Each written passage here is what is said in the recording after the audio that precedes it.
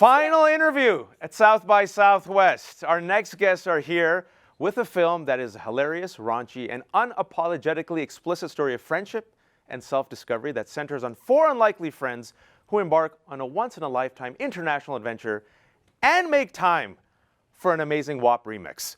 Please welcome the cast of Joyride: Stephanie Hsu, Ashley Park, Sherry Cola, Sabrina Wu, co-writers Cherry Sheva Prava Damrang, and Teresa Chow.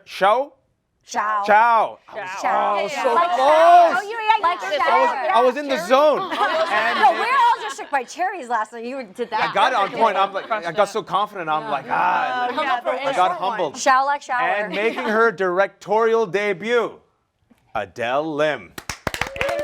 Let's go! All right, let's keep it real. It's gonna be real talk.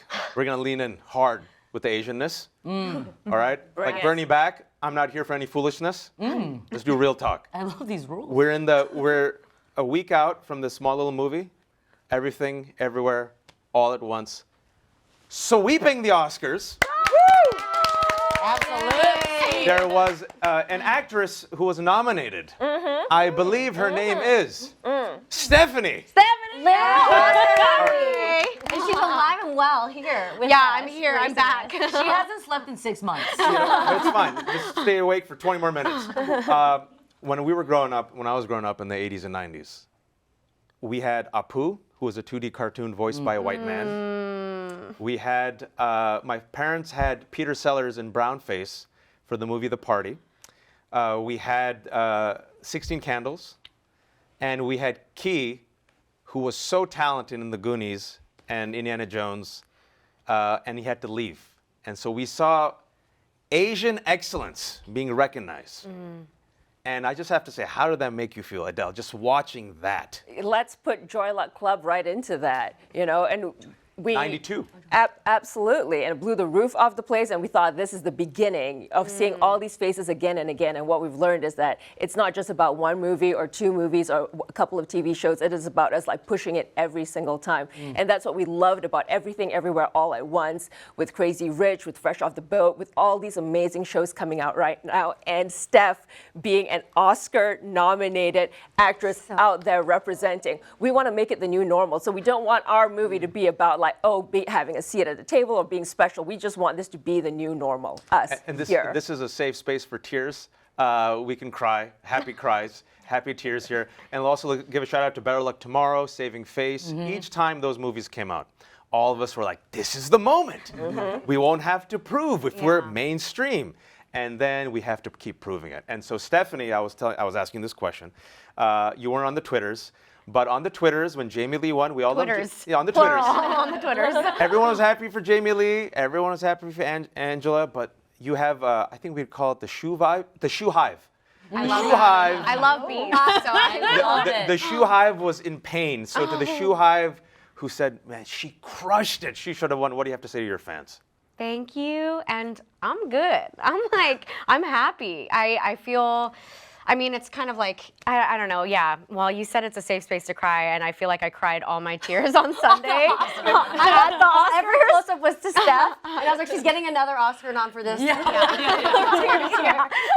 But you know, it's really moving. Even what you said when you contextualize just the history of what you grew up with, what we also grew up with, and really feeling that absence. And just, you know, this is a Texas thing because here we are in Austin, but Greg Popovich, when he was coaching the San Antonio Spurs, said that it's not the final hammer to the nail that breaks the stone, but it's every single hit that happens before it. All those generations. Exactly. And so every single movie, every single moment of celebration for us has been leading us to this. And I really do feel like something has started to crack open. And for us to get to do this like raunchy, balls to the wall, rated R, like wild, unhinged movie. I will not spoil anything. I wouldn't necessarily, I don't even know how to spoil it. I feel like we have permission to do this and like make a mess and not be precious with our identity in a way. Like our movie is not about so much more. It's just a fun time,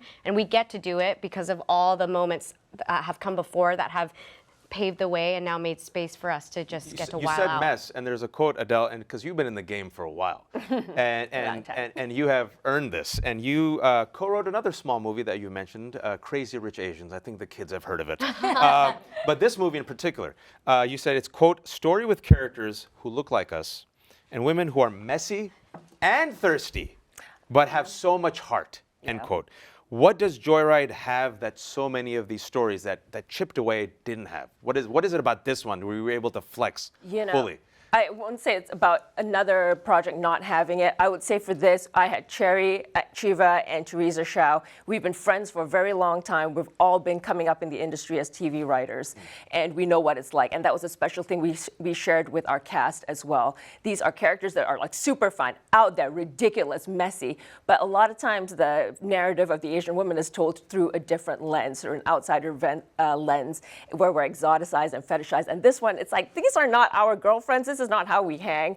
And so coming up with the story with the two of them, they came up with like the nastiest shit that, we did, our friends Creative, did. I would say creative. Well, that's like, Elevated.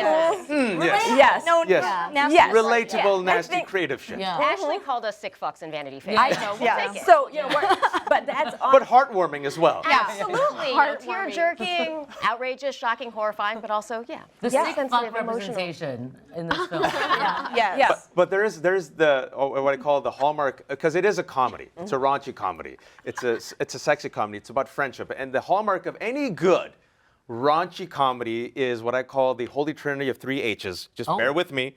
Bear with me. It is, and I want to say Hot. it, humor, Okay. heart, and horniness. Yeah.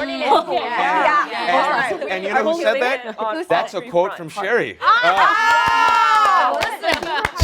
We love alliteration in this house. Yeah, that's Okay, humor, heart, horniness. That's an exact quote from you. You said this movie has it. And I want to lean into the last one. I can't believe I'm saying it.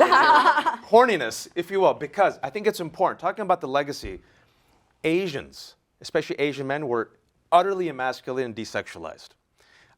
Asian women, fetishized. And my friends who are Asian, the horror stories they tell me to this day, I go on dates, the stuff that guys say to us, oh my God. But the horniness aspect of it is so radical that you can see 4 Asian characters being horny. Yeah. And like embracing their sexuality. Tell us about that, how radical that is for this moment. Well, historically, it's always been so extreme. Whether we, are submissive or whether we are only just like, you know what I mean? That was very good, by the way. Thank you. I like submissive. I'm very horny. I just feel like this film is about reclaiming our sexuality and kind of telling that story through our own lens, through our own mouths, and through our own bodies. I think that's the number one goal here, is to kind of redefine the box we've been put in and kind of like breaking out of that box. In every single one of our characters, we could not be more different. It also shows that we are not a monolith. Sabrina was brilliantly said, It was a joke. It was a pun. We are not a monolid. This is a safe space for that. This is absolutely brilliant. This is well played. Hey, I have one. Tip my hat off to that one. Depending on how, you're drunk I tired, am. But no, honestly, it is about just kind of being loud and proud of the skin we're in. I think it wasn't overnight for us to be it wasn't overnight for us to embrace our cultures. I think with being American, and we talk about this all the time, American, we kind of like masked our Asian side to fit in this country, and just balancing those two worlds as an immigrant as well. Kind of always having that foreign feeling, but wanting to belong and not feel like an outsider, etc. So I think we're finally, because of our trailblazers, we're able to use our voices today and just say, hey, this is where we are. This is who we are. We deserve to take up space, and we're not going to settle for any less. I feel like we've been forced to have low expectations. Very low Bring expectations. horniness back. Bring horniness back. Can I say about busting the categories? If I might, Sabrina, you bust many categories. And first of all, respect for the beatboxing. Thank you. Was that you in the movie? It was me. Respect. Second, respect for the BTS dancing. Thank you. Oh, so good. And third, I said, I was quoting earlier. I said 4 women, and I should have corrected myself. 3 women, and I would say non-conforming, right? And the fact that this movie has you as Deadeye, awesome name for a character. So Thank good. you. Actually, very non-binary. But what I really appreciate about it was I mentioned Saving Face. For those who haven't seen the movie, 20 years ago it came out. Radical. Oh my God, queer characters. And in this movie, Deadeye as a character is every character is trying to have belonging. Every character is trying to be, but it's just casual. It's just like they. Yeah. And that aspect of it is also like subtle radicalism about busting open the category. How is that bringing your true self into this role? How empowering was it? How fun was it? And how annoying are the rest of these people? These people are so annoying, but I love them to death. They are family, and you know, you're right. I do have like a really like crazy role because when I look at TV, I see thousands of non-binary characters all the time, but no one quite as hot or interesting as me. Yeah. So I was like, how do I? Who can beatbox and Who can dance? No, it was just so, it was really special. Like honestly, when the gender stuff, like me identifying as like gender non-conforming, non-binary, it's all like really new to me, and it was like a huge honor to have that recognized in me. And after I got casted, as we were figuring out the costuming, thinking about the character, the relationship to their family, like the fact that they're named Deadeye, like, you know, I remember I got on set the first day and the costume designer was like, do you want to wear these heels? And I was like, I just, no. Like, and so it was like very clear to us that Deadeye is starting to seem more non-binary in our heads. And it was cool as they knew me and as I was embodying the role to just like give me that space to just like lean into that, make it a part of the writing in a way that feels like natural and normal, the way that life happens, you know? Like it's not, for me it was dramatic, you know, to identify as non-binary, but not for everybody. Like sometimes your friends just get you right away, they switch to they, and it can just be that. It doesn't have to be a huge coming out story, and I love that. And I love that I just get to wear like androgynous clothes in this movie. Sorry to cut you off. No, you didn't. No, Yeah. I cut you off, but it was one of those situations where the crew, without giving too much away, discovers themselves and their identity as friends, and they get to know each other. But you're right, the movie doesn't spend that much time on it. It doesn't become like an after-school special. And Ashley, your character has, I'm gonna get to the writers because I'm a writer. I don't forget you in the back. But Ashley's like, hey, star. I have to get to it. But you were so good in this movie. No, I'm still on the San Antonio Spurs quote. I know basketball. I love basketball. I'm so There's a shook by basketball that. moment. Popovich is still the coach. Okay, well, it's been a while, I I guess. just wanted to say that because we have Texans here. You love basketball? Well, I grew up in LA, so the Lakers, the Spurs, forever. that's why I don't know about Forever. Popovich still coaching, because the Lakers and the Spurs have. Since it's got my beat. show, I'll I'm so just say, sorry. go Warriors. Anyway, Back to the question. Political today. your character says something which was profound in the movie. It says, I'm going to quote, being an Asian girl, we have to be, quote, perfect to belong. And your character says it, and that's your character's journey, which without giving any spoilers, and the character's messy. But the characters here are very flawed, very messy, as human beings are. How was that so liberating for you to play a character who does not have to be perfect? Because within our communities also, as we know, what will people say? Be perfect. Show your best foot forward. Smile with the white teeth. And your character has that and breaks it down.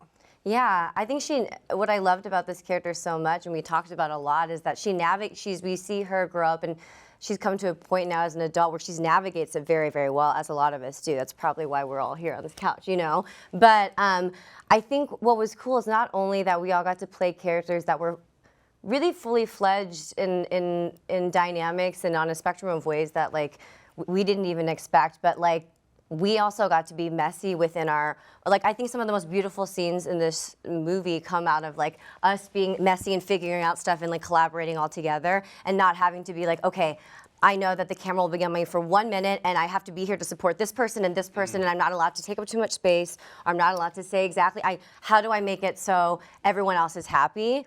And we really all got to be like, I've never been with a more supportive group of people. I think also we're all very used to being supporting characters. So that's Safe space for pride. No, but we've mentioned how it was such a group project. It is. It's an ensemble And piece. what was interesting, I will never forget, I think it was you and me in the car very kind of early on. And it was a night shoot and we were going home and we were just like musing to ourselves. And we were like, oh my gosh, it feels like we've been filming a different movie every day, like a different genre. and we were like, oh, I guess that's what like being like the protagonist in your own story feels like. profound. Yeah. It's like you're allowed to do a scene where you feel like completely pitted and emotional, another one where you're like doing crazy stuff on a train and in a club and on the boat. I will you not know? spoil it. All the things. So Yeah, to have an arc, we realized. An oh, arc? We're leads of a movie. What? An emotional journey. But You know what I mean? I do think that, yeah, but and like as much as, you know, I think when I got the script, I could already see these characters were so unique with an arc, and that we had the support of these three women at the helm of it. Cherry, Teresa, and Adele. There wasn't a moment where, and a lot of the stuff too, because we filmed with like all these alternative lines and all these different things, all these, it was wild, but to have a constant like yes and from them, and I've never been on a set where I didn't feel like I had to navigate, how do I get my point across and not offend somebody? What they wrote is offensive enough. But I always felt heard and listened to by my castmates, and it really was just that kind of environment. But you could tell that it's the care and the authenticity and the strength that comes from having the writers who come from that community, who've been through it, right? Yeah. And Teresa, I want to ask, because the beginning of the movie, without too much spoilage, I think it takes us back. Spoilage. It takes us back to the playground. And the playground and that age is where all of us, when I've gone around the country, I said, what was the age when you were first heard your first racist insult? Age 5.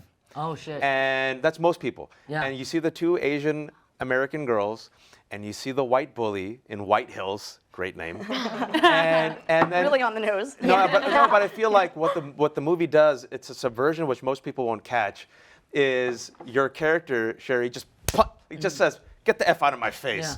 And that white bully just gets his ass kicked. And you're like, this isn't that movie. And I felt like that was setting the tone early on, that we're not gonna play to your gaze, we're not gonna be the victims. That's done. This is a brand new terrain. Yeah. Or maybe I'm reading too much into it. No, that's exactly, you nailed English it. major. You nailed it. Yeah, that was exactly what we wanted to do with that scene. It's like, we never want to be seen as a victim, and I think there's a lot of wish fulfillment there of all the bullies in the past that we were like, ooh, the things that were said or weren't said, this is the sort of fuck you to all of those people in that moment. And so that was really the why the cold open, I think, the cold open of the movie. Is that a term? I don't know. We come from TV, guys. We come from so TV, guys. It's the The SNL teaser. term. Yeah, teaser. I think that's why it works. But it was done without malice. It's almost like, I'm gonna get you out of the way, now let's go have fun. Yeah. Exactly. Yeah, it was like, with it. we're not Yeah. angry about it, we don't care, we don't have time, we have Yeah. to live our lives, peace out. Right. If you have a problem, whatevs. Stephanie's got to get Oscar nominated. We got to do sex jokes. Yeah. Cocaine has to be hidden in interesting places. We have to get to the horniness. We have to get to the That's right. But Jerry, there is, talking to so many folks, we had 60 interviews, and this year in particular, like I'm not a sentimental person, but seeing so much Asian excellence, I've never seen it on this cast, showrunners, actors, leads, and we've had people, and like people have almost started crying. I like asked one of my homies, who's a South Asian actor from Canada, I'm like, how does it feel to be here in the lead? He's like, literally sitting right there where you are. He goes, I'm about to cry.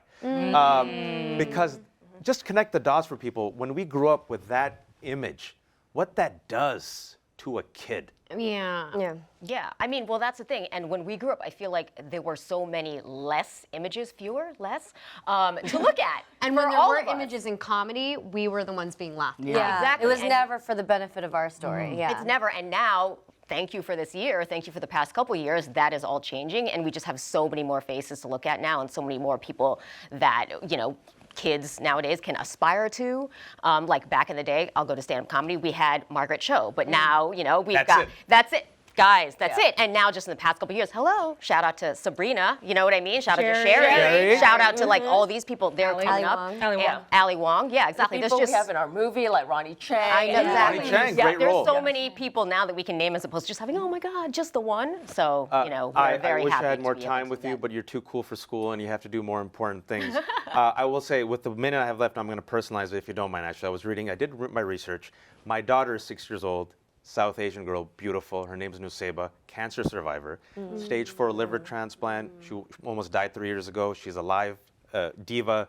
Now is into gymnastics, MMA. I was reading about you, how you survived cancer at the age of 15, and theater not only saved you, but gave you hope and inspiration.